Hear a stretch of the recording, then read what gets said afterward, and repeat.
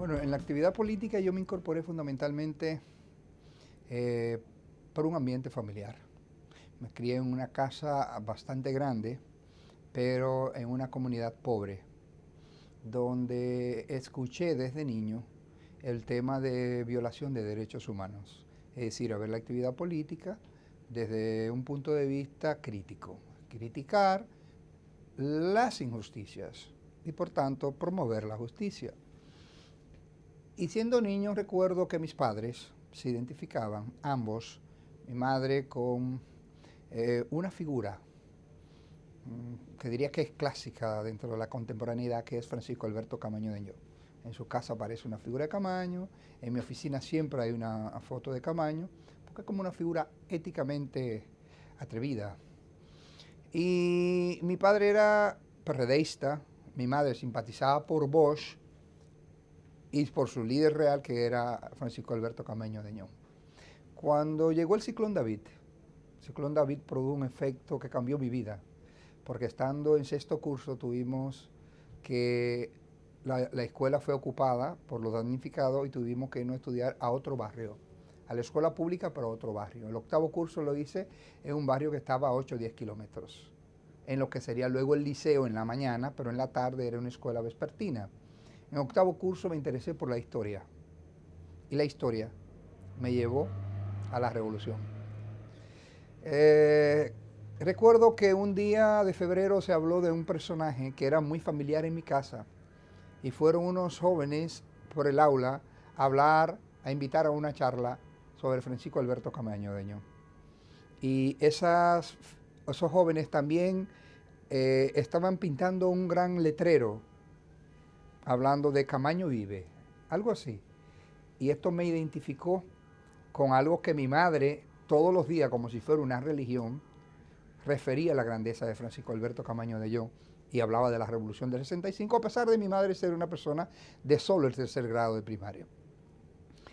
Entonces, cuando llegué al bachiller, el primer día que llegué al bachiller, otra charla sobre la muerte de Camaño y la figura de Camaño y de otras figuras, y entonces, de manera espontánea, agarré sin ningún tipo de conocimiento la bandera del socialismo, la bandera de una agrupación que abogaba por la izquierda, pero sin nociones fundamentales. Empecé a leer literatura política, libros sobre movimientos guerrilleros y de algún modo me vinculé a una agrupación de jóvenes que eran orientados por el Partido Socialista. El Partido Socialista se fusionó con el PLD, no entendí eso, pero algún tiempo después, con la muerte de Maurice Bishop en Grenada, fui a una jornada de protesta y escuché a un líder del PLD que era Felicerio Ducudrey, que también venía del Partido Socialista Popular. Y bueno, entendí, me hice lector de Vanguardia del Pueblo, me organizaron en el PLD como amigo, luego en un comité de trabajo PLDista, en un círculo de estudio y crecí con suma facilidad. Recuerdo que cuando yo entré al PLD tuve contacto con literatura que generaban otros grupos políticos. Libros, por ejemplo, sobre la Revolución Rusa, sobre la Revolución Cubana, sobre la Revolución China. Y entonces aprendí que lo mejor era asumir el trabajo pesado, que los grandes líderes debían asumir los trabajos pesados y no eludir los pesados para asumir los ligeros. Lo recuerdo como de un discurso de Mao Zedong, en la memoria de Norman Bethune, un canadiense que murió siendo médico durante la Revolución China. Y ese elemento me marcó. Cuando había que vender 10 boletas en el PLD, yo vendía 30. Cuando había que ir a un esfuerzo concentrado y llevar 2 simpatizantes, yo llevaba 5. Cuando había que llegar a las 9, llegaba a las 9 menos 10. Entonces, la disciplina, la vocación por el estudio, por la lectura, y tuve el privilegio de formarme con personas que puedo mencionar, Ventura Camejo, Adalberto Rosa, Antonio Peña Mirabal, que todos en ese momento tenían clara visión de izquierda y entonces creíamos en el estudio de la actividad política y en una visión ética. Bueno, pues eso me fue marcando de un modo tal que cuando me gradué de abogado, estuve vinculado al movimiento cultural, hice teatro, pero el teatro pensando siempre en la posibilidad de vincularnos con el pueblo para llevar el mensaje partidario. Nos organizamos y fue una obligación, una línea política, a dirigir clubes, comités de luchas populares, jornadas de solidaridad, de protesta, y luego terminamos siendo abogados. Como abogado me dediqué a ser abogado de los profesores, de los tabaqueros, de sindicatos, de los compañeros y dirigentes de izquierda o de otras organizaciones que eran apresados durante una protesta, y eso fue marcando un modelo de ejercer política que, independientemente de mi condición de hombre partidario, no dejaba de ver hacia otros espectros del mundo político dominicano. En algún momento, no sé por cuál razón, en una crisis ideológica que hubo en el PLD a principios de los 90, en la postcrisis electoral, me dieron algunas responsabilidades. Trabajé en el área de seguridad del partido, con posiciones de relevancia. Trabajé en el área electoral, llegando a ser el delegado político en la Junta Electoral con mayor tiempo en la Junta.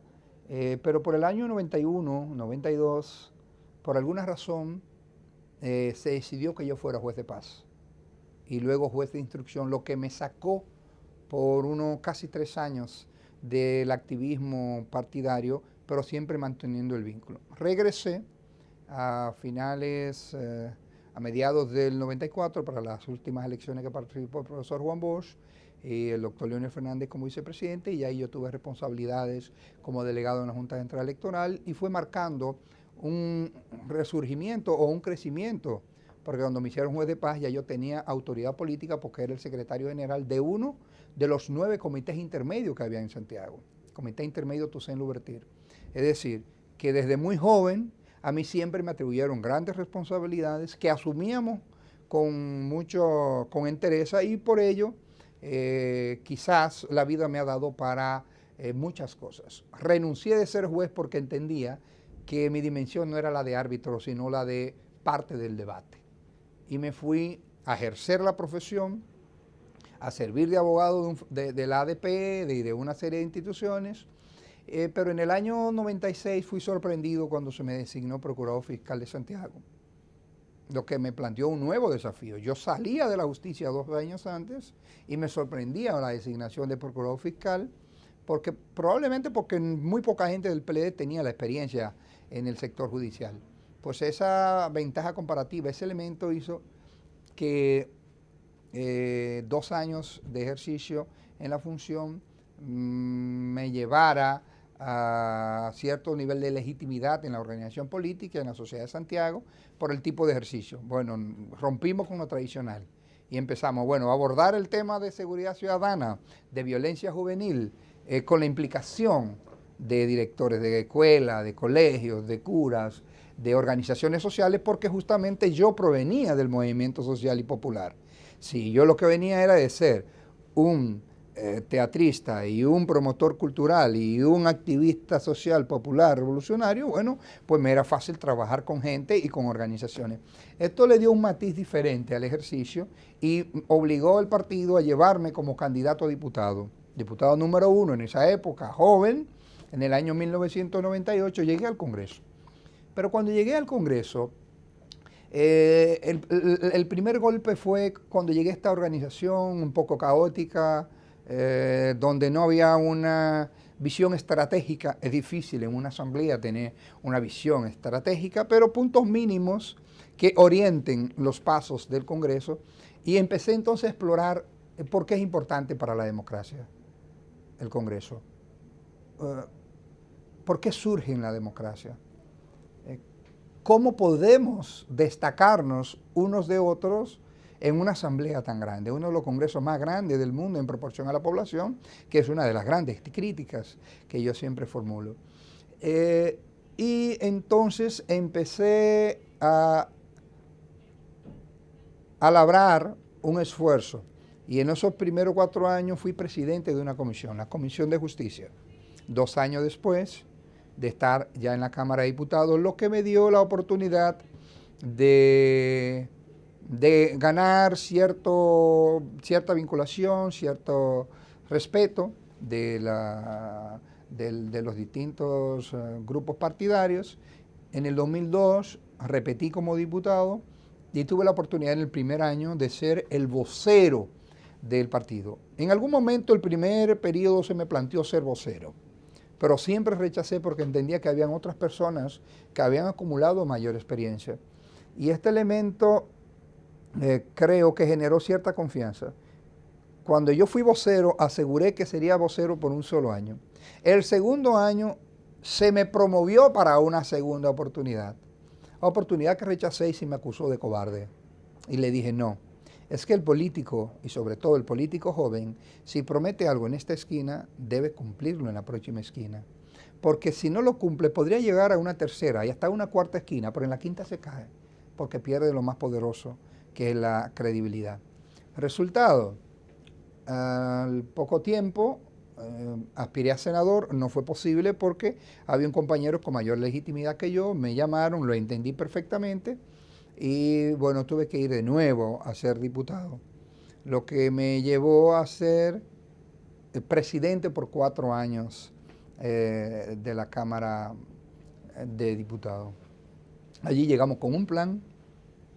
Cuando llegué a la Cámara de Diputados me dije, ¿qué fue lo que critiqué durante mis 8 años de diputado y cómo debo plantearme una ruptura con el modelo? ¿Cómo cambiar el desempeño y la dinámica?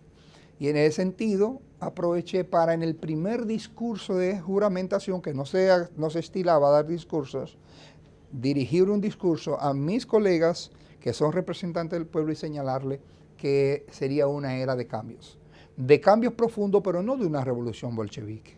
Es decir, no íbamos a aplastar a nadie y no íbamos a tener todo el tiempo enfrentándonos a determinadas conductas para decirnos, sí, mire, vamos a cambiar determinadas cosas. Primero, no puede ser que quien asigne los presupuestos se asigne fondo para una ONG. Eso es bochornoso e inaceptable.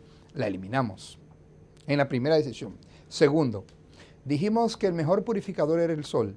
Y yo critiqué en una ocasión que los asesores de la Cámara de Diputados eran de la policía secreta porque nadie los ve, o hay una lista y nadie sabe quiénes eran. Eliminamos centenares de asesores y seleccionamos 10, pero con el más riguroso criterio de selección, lo que hizo que la idoneidad, la comunidad internacional, los organismos internacionales, vieran que había un esfuerzo cierto por modificar ciertas conductas y mejorar la legitimidad del Congreso, o al menos lograr las herramientas y los recursos para que se cumpliera con las atribuciones que la teoría política más originaria y la propia Constitución y las leyes le asignan al Congreso Nacional y a la Cámara de Diputados. Eso hizo que el programa de las Naciones Unidas, la Cooperación Española, el Banco Mundial y otras agencias como UNICEF invirtieran recursos generosos en, primero, hacer una plataforma de funcionarios y de empleados técnicos seleccionados a partir de criterio de idoneidad. Segundo, que el sistema de compra fuera instalado con los más altos rigores, colocado al nivel de los estándares más exigentes de República Dominicana y de la región. Tercero, que cuando dijimos que el mejor purificador era el sol, que había que colocar a la Oficina de Acceso a la Información Pública, no solo para ofrecer la información pública como un derecho fundamental, sino también para detener cualquier pretensión de sectores dentro del mismo Congreso que se planteasen el incremento de nuevos privilegios que son tan aborrecidos por la sociedad. Y en consecuencia, la información pública lograba dar un derecho, pero también impedir que se incrementaran privilegios. Por otra parte, un elemento interesante fue el establecimiento de prácticas, además de las que te he mencionado, como la de establecer una oficina de análisis, evaluación y seguimiento del presupuesto, que realmente estamos hoy en capacidad de manera autónoma, de manera independiente de los partidos políticos, de decirle a Hacienda o a cualquier agencia pública, mire, usted está utilizando muy mal su presupuesto y tiene que corregirlo. Porque el fin, yo le he dicho, no es fastidiar al ministro, pero sí decirle al ministro, señor ministro, la sociedad y el soberano, el pueblo, está vigilando su actuación. Oriente los recursos hacia donde deben estar orientados. Y eso, además de que mejora la política pública, también la transparencia y protege, blinda la posibilidad de dispendio del patrimonio público. Esos aspectos hicieron que el PNUD reconociera a la Cámara de Diputados como ejemplo en la región de buenas prácticas institucionales para la gobernabilidad democrática. Y realmente esos son cambios que difícilmente puedan ser revertidos. Hay que seguir invirtiendo. Por ello, cuando a mí se me pregunta, ¿y por qué dejaste la Cámara de Diputados? Yo, bueno, porque cuando tú produces cambios, la vida es cíclica, la vida es breve, si has cumplido con un propósito vital, si has cumplido con un objetivo que te trazaste, bueno, pues que otros actores asuman la responsabilidad y continuar. Porque no creo en la ambición por ambición, no creo en siempre estar arriba por estar encima, sino voy a producir transformaciones cualitativas que realmente merezcan el respeto y el aprecio de la ciudadanía.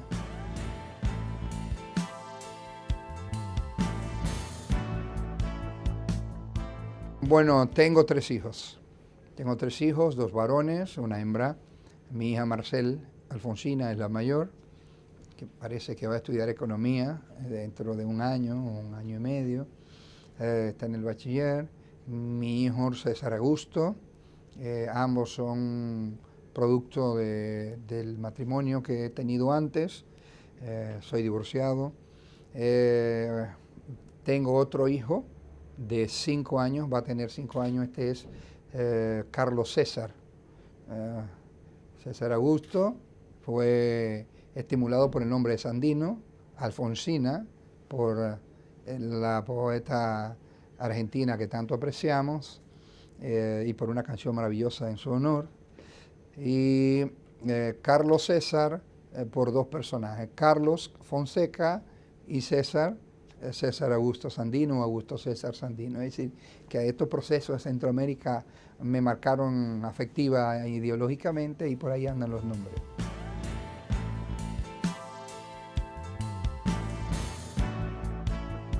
Mi madre, Mercedes Jiminián, mi padre, Porfirio Valentín. Mi padre es de Tamboril, mi madre es de una comunidad rural muy cercana a Santiago que se llama Guayacanal. Ambos son, mi padre es comerciante, siempre insistió en el tema de la educación con nosotros porque desafortunadamente le pidió a su padre que le permitiera ir a la escuela y lo que recibió fue una zurra, una pela, porque el regalo a los 7 años fue un machete. Y ese es el gran trauma de mi padre, que nunca pudo ir a la escuela. Y por eso siempre dijo, ustedes ninguno a trabajar, a estudiar. Mi madre también es una persona que por su origen rural tiene escasa formación académica, llegó solo a tercer año de primaria. Mi papá se autoeducó personalmente, aprendió a leer por sí mismo. Y ambos padres pobres, pero con mucho sentido de la integridad. Mi madre una persona, de ella creo que heredé un sentido de indulgencia, de compromiso con los que menos pueden, una opción preferencial por los pobres. Mi madre, aunque es religiosa, es decir, aunque una mujer de devoción católica muy clara y muy militante, es una mujer que se colocaba siempre en posiciones de izquierda, una mujer crítica, una mujer que impugnaba las injusticias todavía, y eso de algún modo me marcó positivamente. Mi madre siempre ha trabajado en la casa, es decir, su compromiso con la comunidad, con la iglesia. De ella aprendí un elemento muy interesante y era el tema de llevarnos siempre a los hospicios. Creo que esta sensibilidad por el ser humano y sobre todo por los que menos pueden es un elemento que siempre voy a agradecer a ella por haberme orientado por ese camino de identificación preferencial por lo que menos pueden.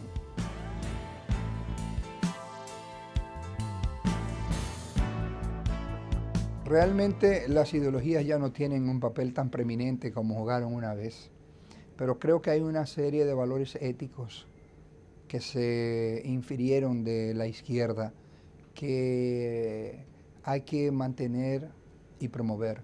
Esos valores éticos, esos valores de la solidaridad, de una mejor distribución de las riquezas, de una plataforma de transparencia, de equidad o igualdad entre hombre y mujer. Esas banderas del planteamiento progresista moderno, jamás nosotros podemos abandonarlo. Y yo sueño con un Partido de la Liberación Dominicana que se replantee la necesidad de definir una serie de líneas, de un decálogo mínimo para configurarnos como una auténtica organización progresista, popular, democrática, que tenga una opción dentro del esquema de los partidos democráticos hacia esos criterios. Los obtuvimos en un momento en la que incluso el PLD respaldó todo el movimiento de lucha en favor de la descolonización. Por eso nosotros estuvimos respaldando todos los grupos revolucionarios en armas que planteaban la independencia, la liberación nacional y en el costado izquierdo el socialismo de toda África, de todo el tercer mundo. Por eso hicimos jornadas en el partido original, en el de los 80, de los 70, en favor de la libertad de Seregni. Por eso luchamos permanentemente en contra del golpe de Estado a Allende, y por eso en mi oficina hay una imagen de Allende y una de Neruda y una de Camaño y una de Fernández Domínguez, porque yo creo que los valores éticos que esta gente, esos compromisos y esos sacrificios en favor de un ideal y en favor de la humanidad, son los que deben guiar la actividad política y a las líderes políticas de la contemporaneidad. No podemos jamás perder un elemento fundamental, algo de pasión por algunos temas, por algunos valores, por algunos compromisos, porque es en definitiva lo que va a distinguir eso de la politiquería que tanto daño le está haciendo a la clase política, al liderazgo moderno. Si hemos perdido mucho, también tiene que ver con que las organizaciones políticas sienten muy poco respeto por su historia, por la historia de ellas como organizaciones, pero también de la historia de aquellos héroes, de aquellos mártires y de aquellos que se atrevieron a formar organizaciones, contestándolo todo, asumiendo el papel difícil, el papel de ganar enemigo, el papel de ser perseguido, el papel de no hacer fortuna personal, de perder la oportunidad de que ellos y sus familiares tuvieran mejores condiciones de vida, porque soñaban con un ideal, con un incentivo colectivo, como dice Angelo Ponebianco, un incentivo colectivo que podría ser un mejor bienestar, la idea del bien común como bandera fundamental de la República como pensamiento político. Entonces, a mí me marcaron esos líderes, pero también me marcó una época. ¿Y por qué nosotros podemos negar que nosotros condenamos la dictadura de Somoza y apoyamos la revolución sandinista? ¿Por qué podemos negar que nosotros apoyamos la lucha armada del pueblo salvadoreño? La respaldamos. Y por eso no podemos negar que respaldamos preferencialmente al Frente Farabundo Martí por la Liberación Nacional, porque detuvo 60 años de lucha de gobiernos militares y dictatoriales. ¿Y cuál es el problema? Ah, que son rojos, que son de izquierda. No, hombre, no le temas a eso. Lo mejor de todo es que lucharon por la libertad, por la democracia, y que hoy ese país tiene un esquema en la que hay alternancia en el ejercicio del poder, en el que hay elecciones libres, en la que ya no te produce terror ser rojo del Farabundo Martí, o ser de Arena, o ser social cristiano, no, de la idea que tú quieras, y eso es democracia.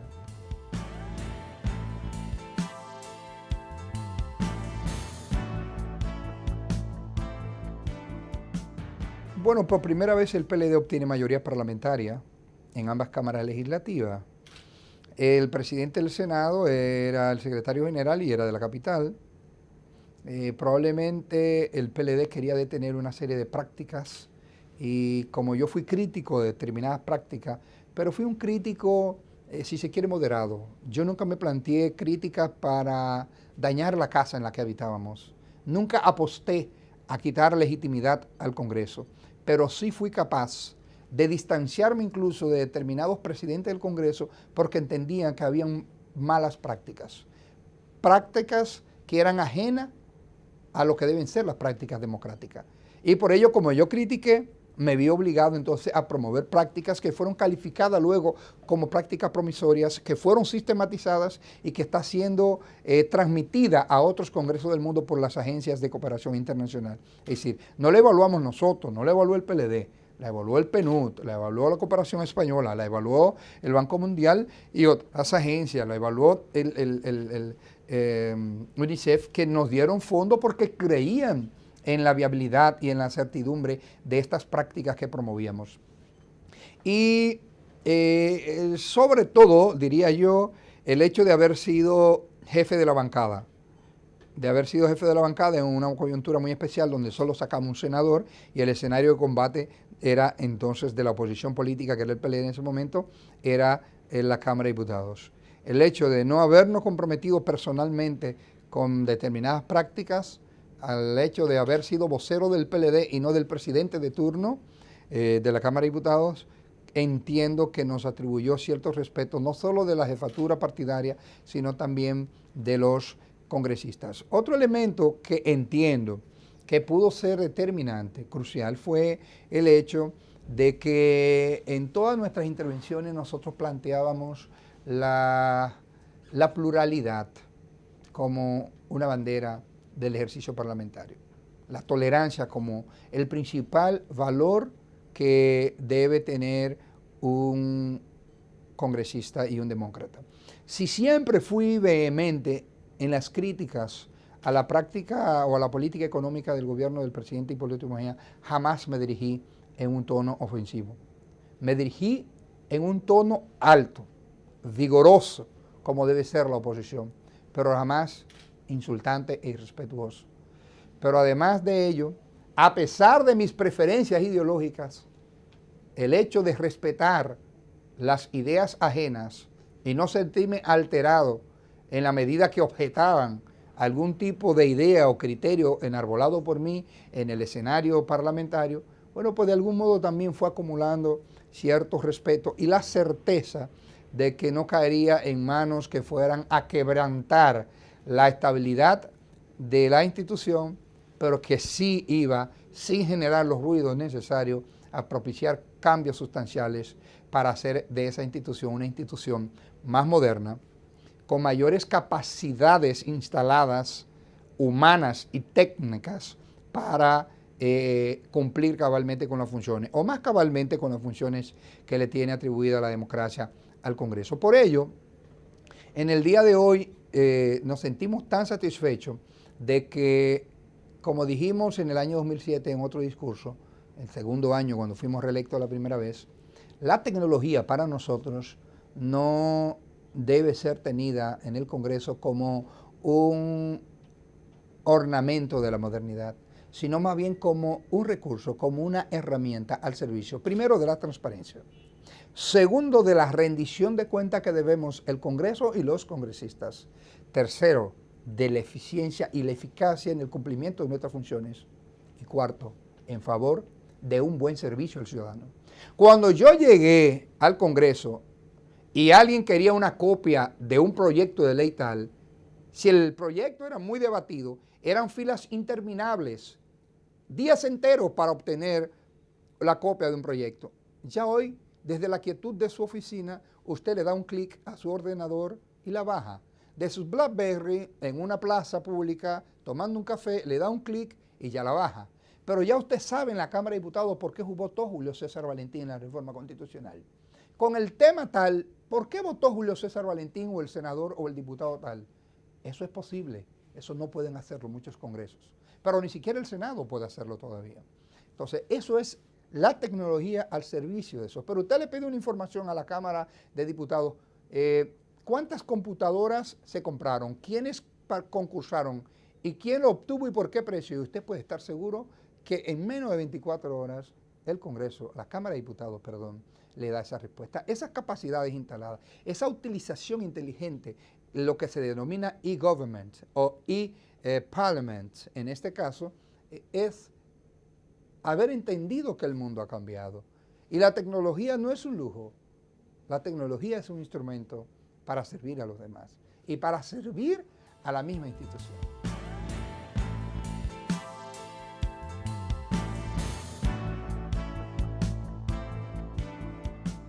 Primero, que todas las áreas técnicas fueran seleccionadas a partir de criterios claros de idoneidad, de concursos rigurosos. Segundo, la instalación de un sistema de compras del cual me siento orgulloso.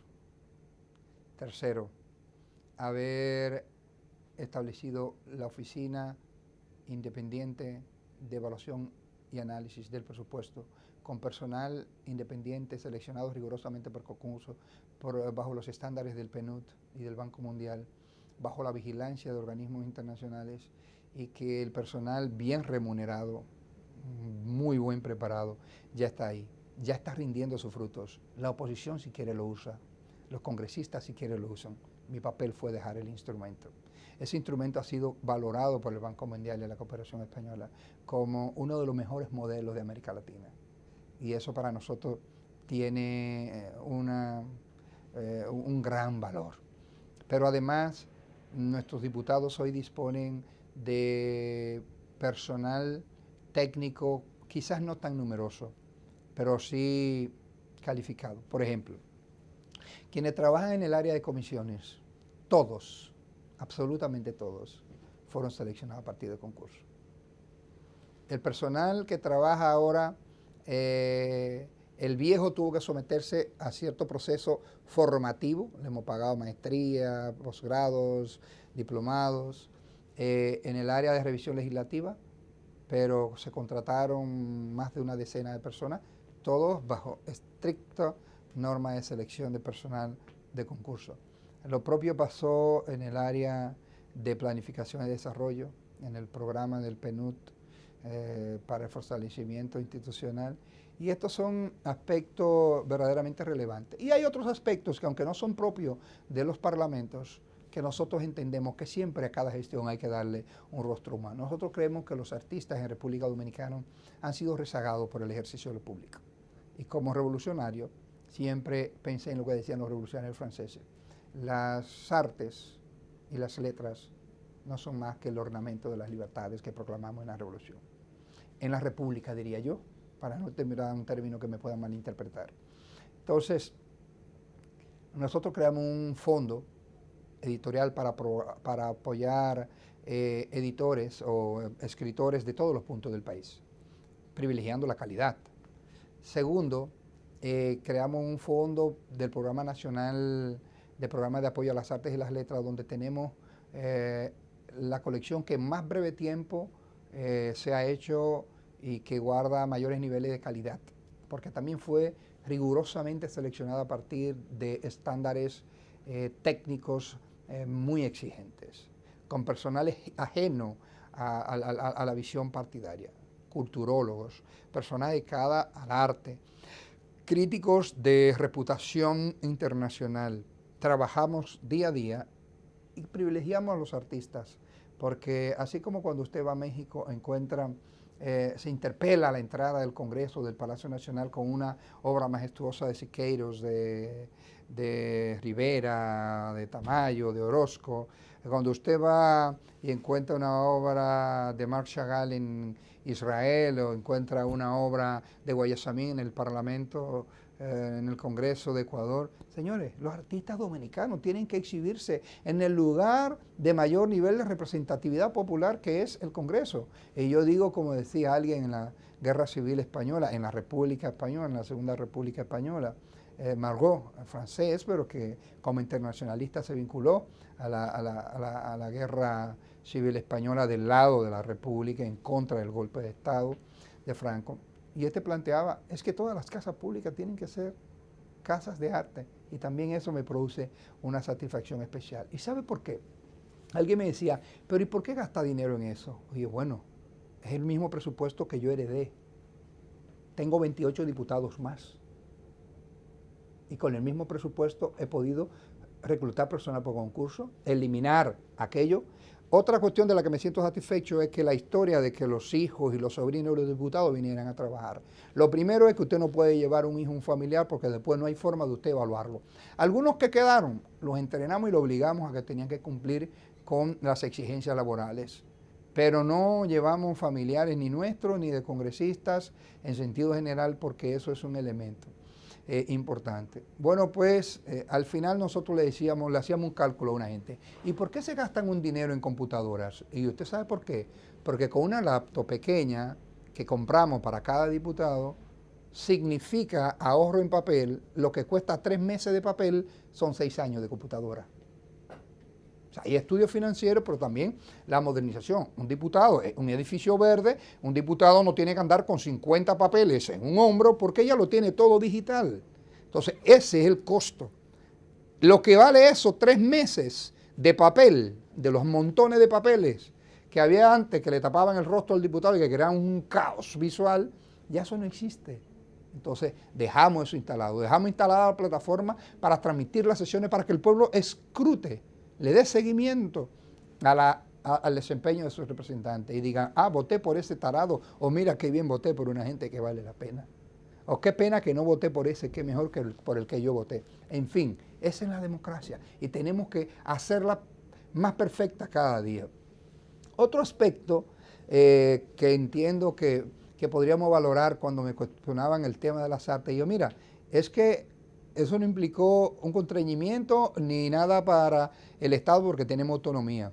Sencillamente, si se compraron 100 millones de pesos en mosquiteros, canastillos, una serie de cuestiones que eran cotidianas, bueno, no dejé de comprarlo porque no fue la Revolución Rusa que hice, pero se compren 15 millones o que se compren 20 millones y una parte vamos a dedicarla a apoyar a los artistas. Y donde quiera que vaya, en el Estado, si me corresponde manejar fondos públicos, que se sepa que voy a apoyar los concursos para la elección del personal, las capacidades técnicas, instalarlas para mejorar la eficiencia y el buen servicio del ciudadano y sobre todo vamos a promover las artes.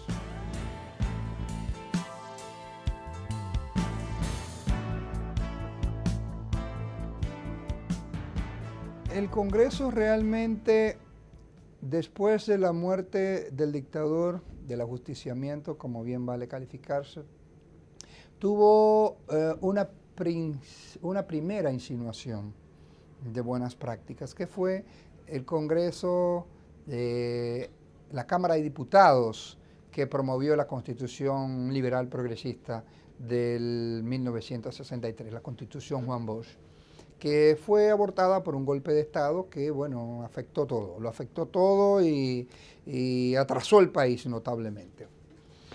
Con el golpe, con la revolución del 65 hubo también un intento de funcionamiento que a lo más que se puede evaluar es que esa Cámara de Diputados, con toda la legitimidad popular, designara al presidente, comandante Camaño de Ñón como presidente de la República, un héroe nacional.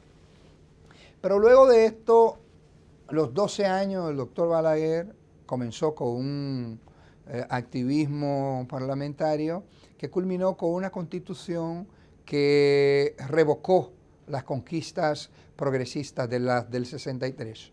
Estableció una Cámara de Cuentas designada por el presidente, amplió la concentración de poderes en manos del presidente de la República, creó el soporte legal de un ejercicio del poder relativamente concentrado y que permitió la violación de derechos fundamentales. Fue una época que, si bien no es la brutal dictadura que conocieron los países de América Latina, los gobiernos militares, pero el desprecio por la vida humana era cotidiano. Aquí se asesinaba un periodista y nunca aparecía la prueba. El Estado no tenía responsabilidad frente a la ciudadanía. Hubo desapariciones imperdonables, asesinatos de cerebros de jóvenes brillantes, la desarticulación, el exilio, extrañar a una gente de su país o llevarlo a la prisión o quitarle la vida por la forma en cómo piense o actúe, eso es inaceptable. El Congreso fue un cómplice, fue un arrodillado del Poder Ejecutivo. Hasta el ejercicio de un juicio político que hubo se hizo en menos de una tarde. Y solo fue porque el presidente del momento dijo, pero ese síndico no pudiera seguir ahí. Lo convocaron a un juicio político sin escucharlo, le encontraron faltas, lo acusaron ante el Senado y en horas de la noche estaba destituido. El único acto de fiscalización que hubo en esa época.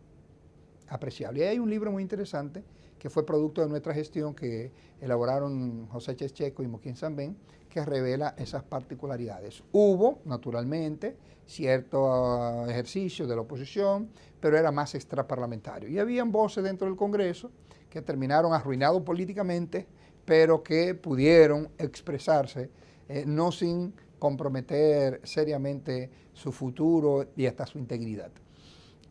Hubo matices muy claros de un intento y de un liderazgo parlamentario. Yo podría calificarlo como un buen momento cuando Atoy de Camps fue presidente de la Cámara de Diputados, porque fue capaz de promover algunas acciones propias de la fiscalización, ese ejercicio de peso y contrapeso que debe ser propio de toda democracia y que fue posible quizás por la misma conformación grupal del Congreso por parte de los PRDistas. El PRD, aunque estaba una franja muy importante del Partido Reformista que hizo oposición, encontró el acompañamiento de sectores del PRD que eran adversos al presidente, porque el PRD llegó en el 78, pero el primer cuadro fue la fragmentación. Los proyectos políticos, los tres proyectos políticos, Guzmán, Salvador, Jorge Blanco y el propio Peña Gómez, estimularon una fragmentación que impidió que realmente el PRD tuviera mayoría y por tanto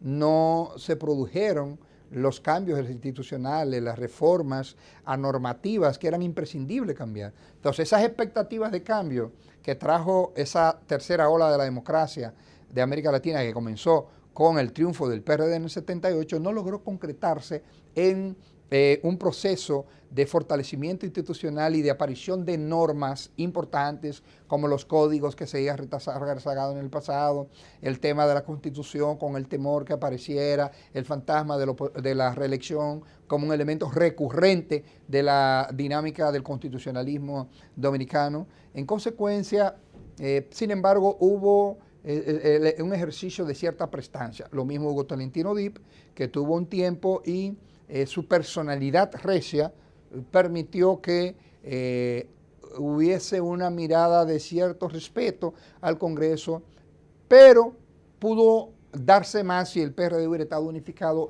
y hubiera tenido una visión socialdemócrata.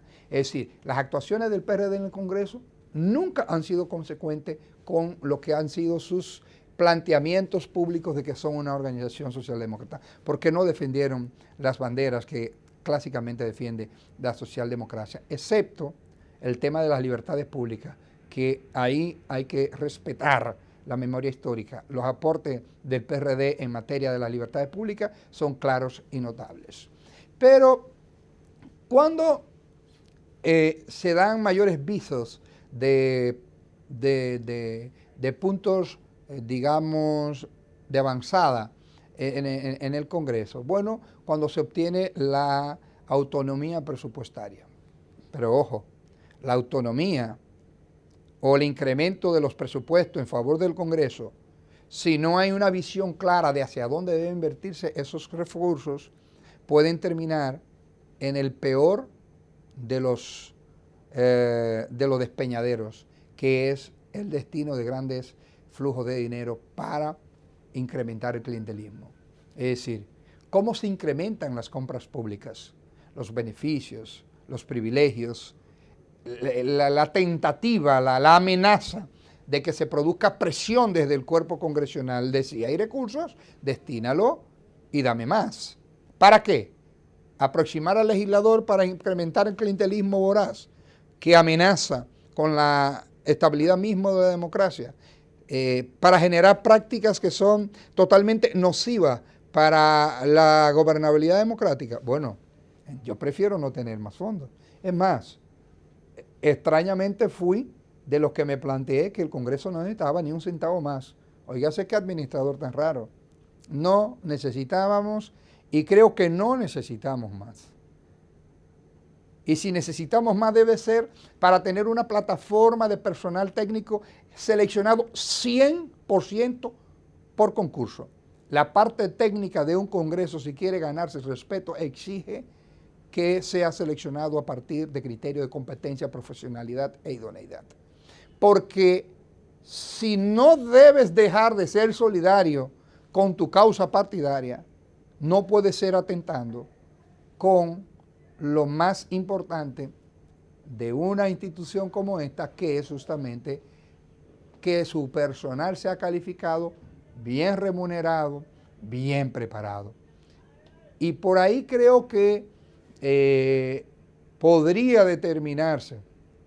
Creo que algunos presidentes dieron pasos trascendentes, pero se quedaron rezagados. Se quedaron rezagados porque, por ejemplo, los diputados no teníamos oficinas. Se establecieron las oficinas como parte de un acuerdo con el BID. Muy bien. Y se le estableció un personal mínimo. Muy bien. Pero yo prefiero 2 personas con gran competencia profesional, bien remunerada, y no 4 que se tienen. Si usted hace una investigación, la mitad o un 20, un 30%, quienes tienen ahí son personas que le reparten el sueldo a 2 o 3, o tienen personas que no vienen y le pagan, le hacen una retribución por un compromiso político. Y la verdad es que no puede ser, y no debe ser. Entonces, digo que los recursos deben ser destinados para áreas claves, para áreas estratégicas, para ser más funcional, para ser más profesional, para cumplir más firmemente con las funciones que tiene asignado el Congreso en la democracia contemporánea.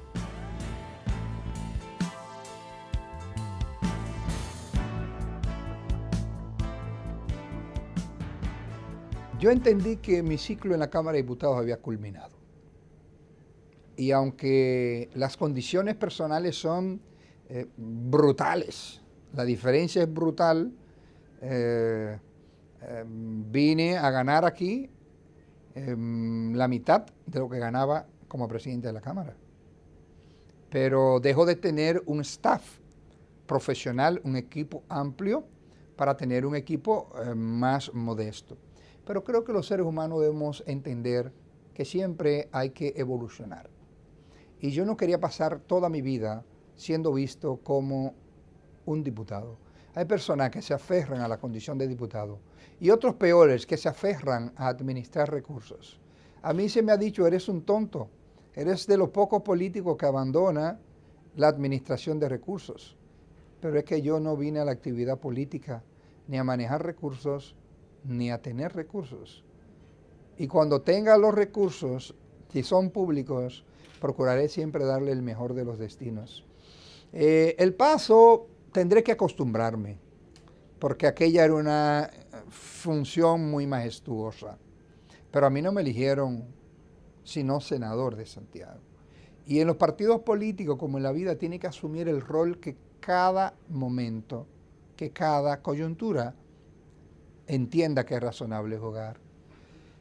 Podía ser diputado de nuevo y ser presidente, casi seguro de nuevo, pero el costo hubiera sido tener que competir con 3 colegas en un voto preferencial brutal que fragmenta los partidos, con 3 colegas, uno del PLD o 2 del PLD, uno del Partido Reformista y otro del PRD, que respaldaron consistentemente mi gestión al frente de la Cámara de Diputados. Entonces, creo que los políticos no debemos apostar a que todo se vale. Hay que tener cierto criterio, cierta valoración por el ser humano, por quienes han sido tus compañeros. En consecuencia, preferí venir aquí, que lo asumo como un sacrificio, porque es mucho más cómodo ser diputado. Se gana 2 veces más como diputado que como senador, pero el tema no es el salario. Porque hace 12 años, cuando yo salí electo diputado, el sueldo eran 57,000 pesos. Hoy el sueldo es un lujo. Claro, te soy honesto, yo no pensé que la diferencia era tan marcada. Nunca lo pensé. Y naturalmente que aquí hay que promover una serie de cambios hacia la modernización, que ha quedado un poquito rezagada, y también vamos a contribuir porque creemos en la idoneidad de quien preside el Senado y el compromiso que tiene con echar a avanzar aún más el proceso de modernización y fortalecimiento institucional del Senado, que en cualquier parte del mundo el Senado debe ser símbolo de respeto, símbolo de avanzada en la sociedad, símbolo del ejercicio del poder para beneficiar al bien común.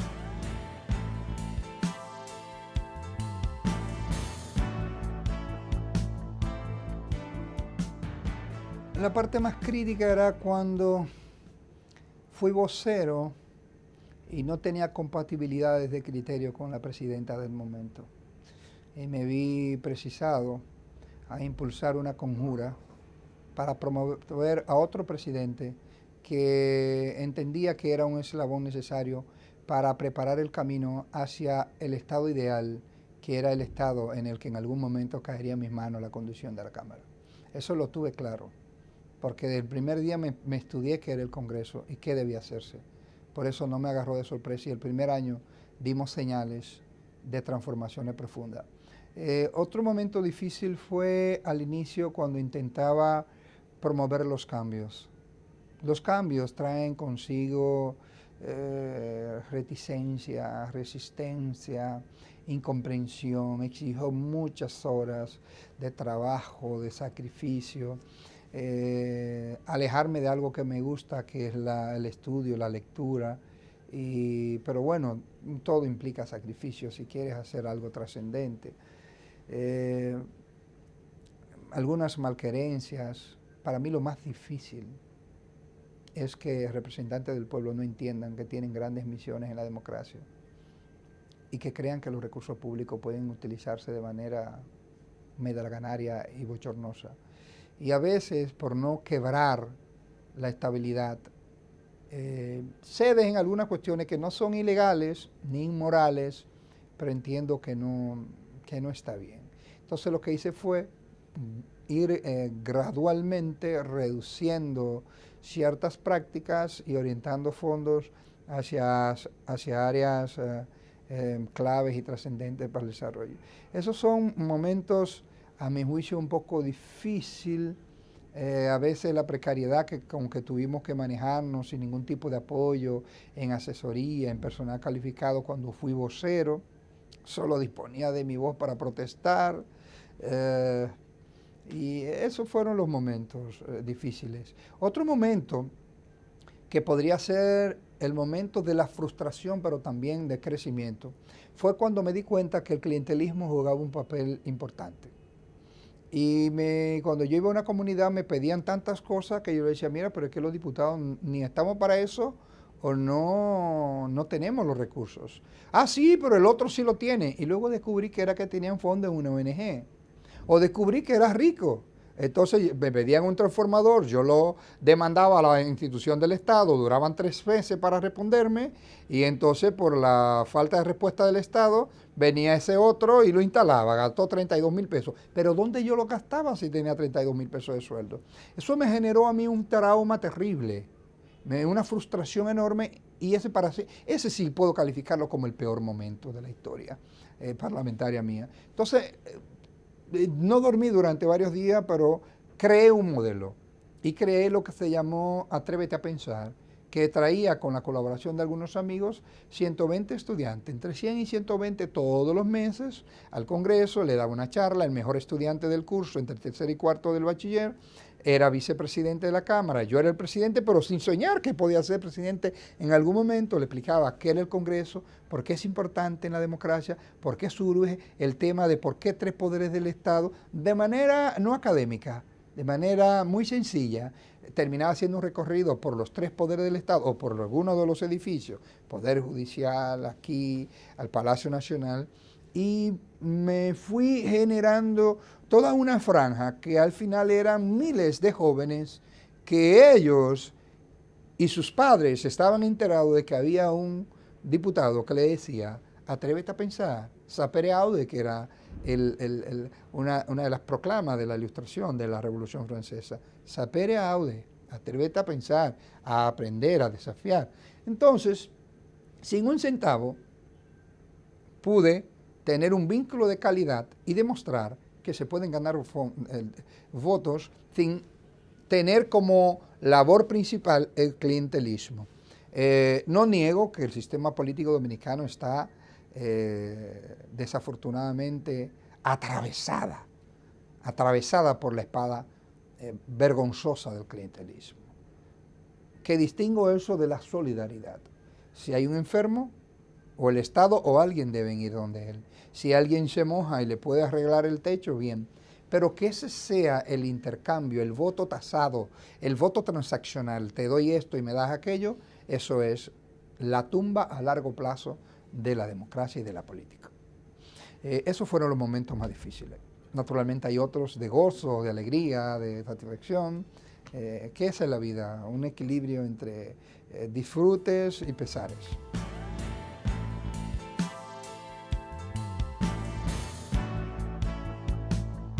Como republicano, tengo muy claro que la fe juega un papel muy importante en las sociedades y en el mundo. Quizás sin la fe, sin las religiones, el mundo fuera la más alta desgracia. Pero por encima de eso está la promesa republicana de que el Estado y la fe deben marchar separados. ¿Con eso soy antirreligioso? Jamás. Provengo de una familia religiosa. Pero mis principios como demócrata, como republicano, me dicen la fe en un lado y el Estado en otro.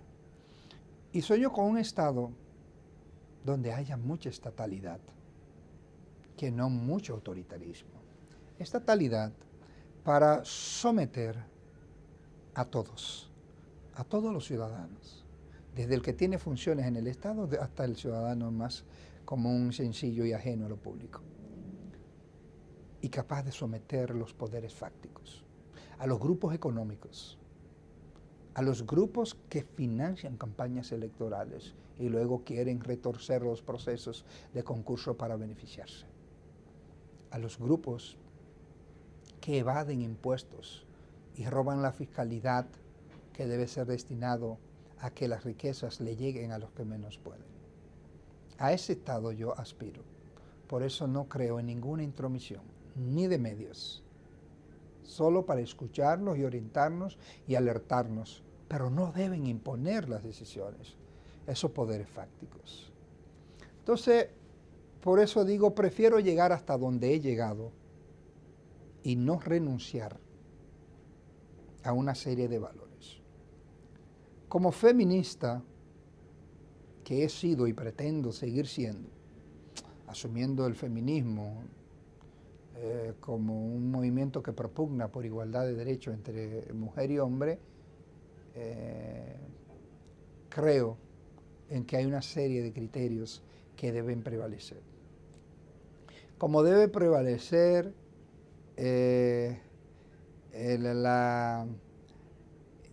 una serie de valores e ideas que se discuten en un momento determinado. A mí me aterrorizó que en un momento se pudiera establecer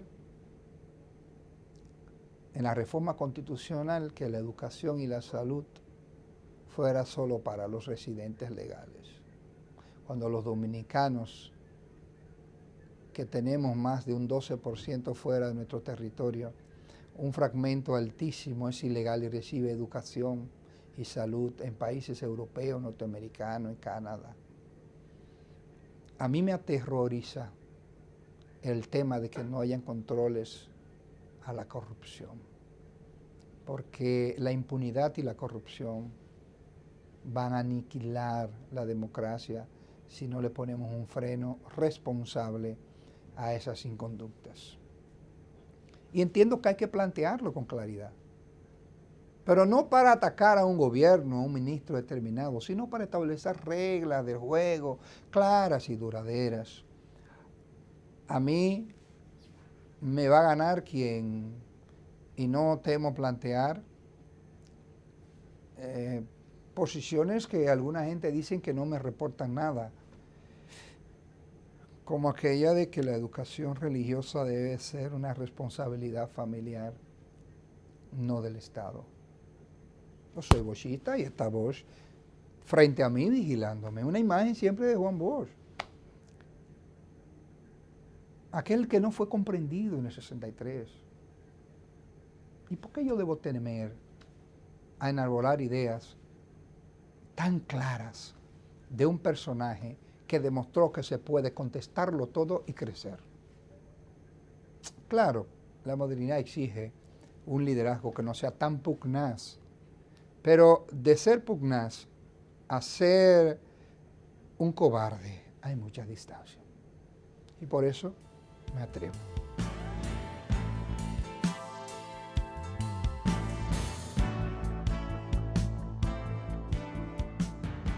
En cuanto a los temas que me inquietan y que me han inquietado en el Congreso y en mi vida pública, son prácticamente los mismos.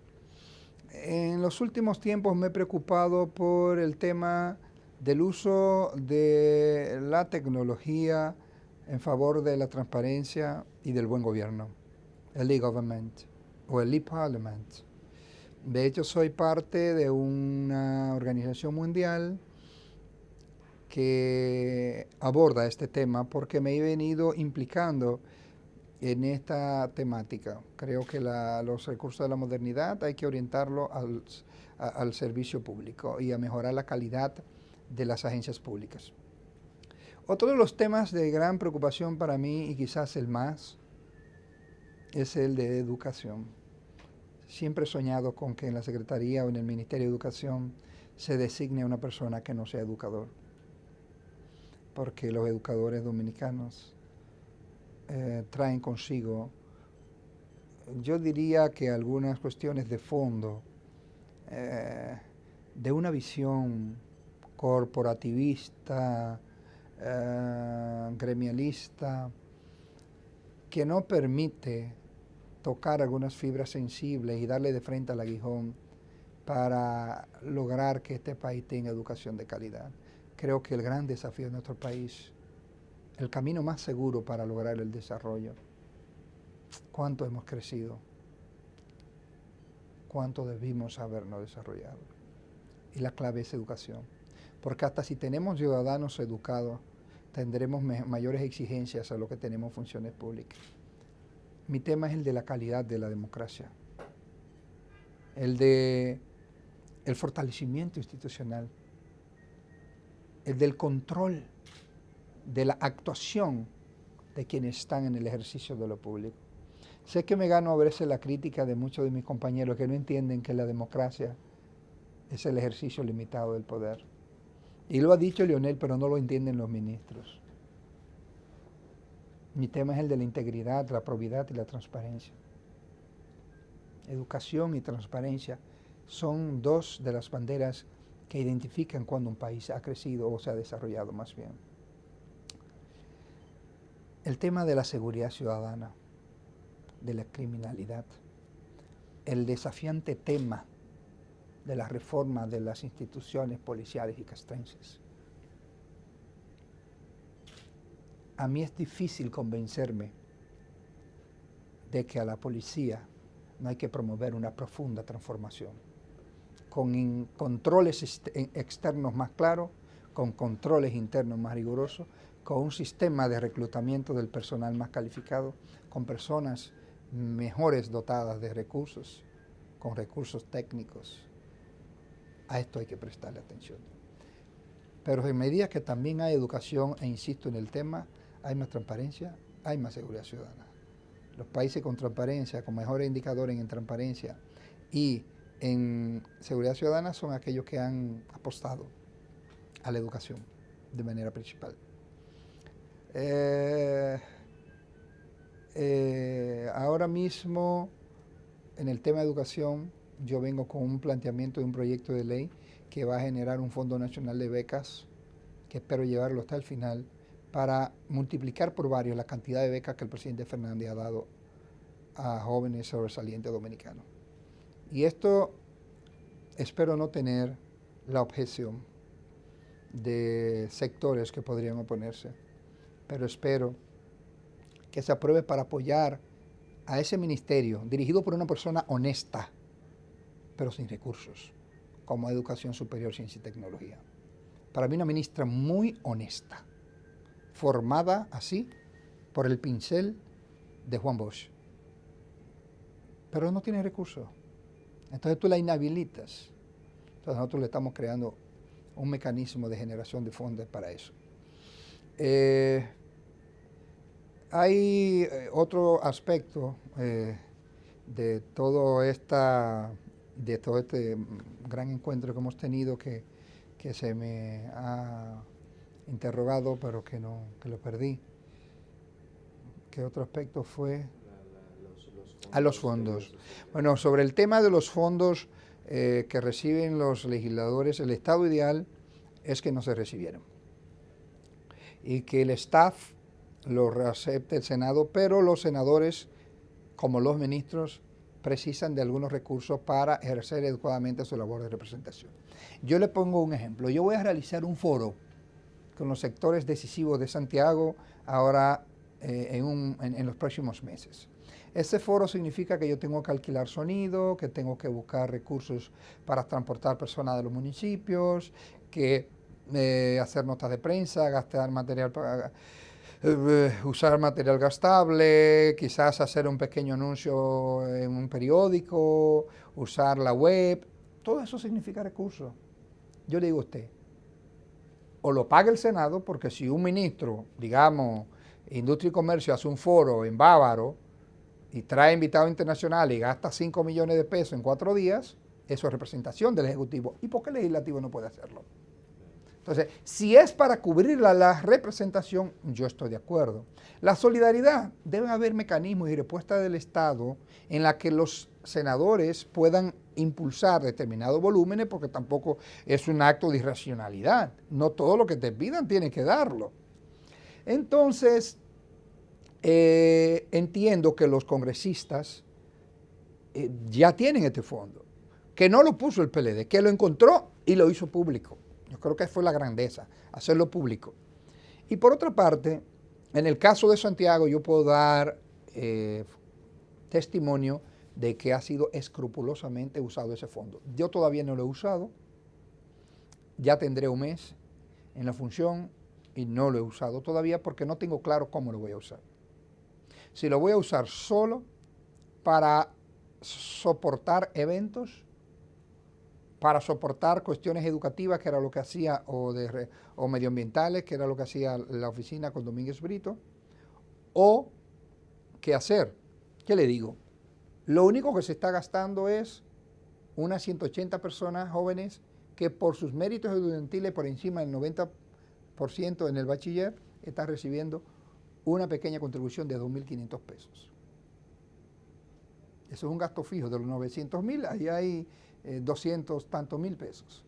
Y un centro de informática muy grande, que uno va dirigido a personas no videntes y otro a alfabetización tecnológica y varias cosas, robótica y cuantas cosas, que esto implica un gasto mensual también. Es decir, supongamos que tiene un gasto mensual de unos 400.000. Con los otros 500.000 todavía no me he detenido a pensar qué vamos a hacer, porque si tú agarras $500.000 de pesos, probablemente con 5 enfermos, se fue.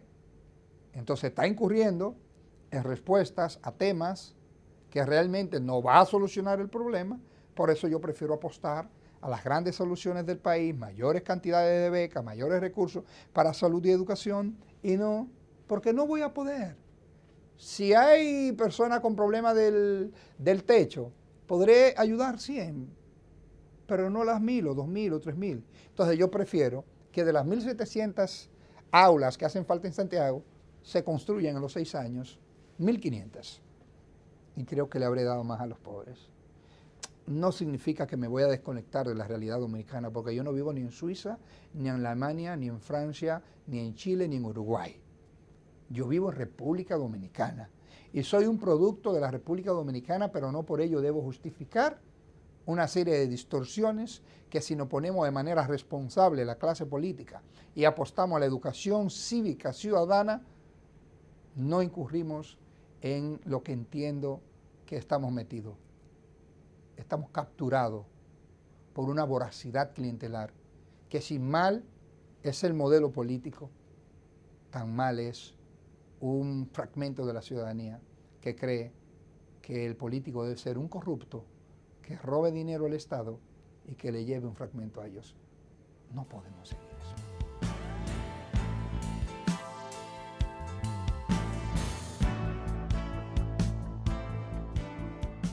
Bueno, siempre creo en la rendición de cuentas, por ello incluso promovimos que se incorporara en una segunda lectura, fue rechazada en primera lectura en la reforma constitucional y nos vimos precisados a agotar un turno para motivar que se estableciera como obligatoriedad la rendición de cuentas, la rendición de informe a nuestros representados. Los representantes recibimos un mandato y no podemos confiscar la voluntad popular. Debemos darle cuenta permanente, periódicamente, de nuestras actuaciones y de los recursos que gastamos. Por eso, en la presidencia de la Cámara de Diputados, establecimos una forma hasta espectacular de presentar nuestras informaciones, nuestros gastos, nuestros recursos, de colocar en una página web súper moderna que hicimos los gastos, las compras, el sistema de contratación, un volumen altísimo fue por, se adquirían los pliegos de condiciones, se adjudicaba por la web, en fin, me parece interesantísima el tema de rendición de cuentas. Ese es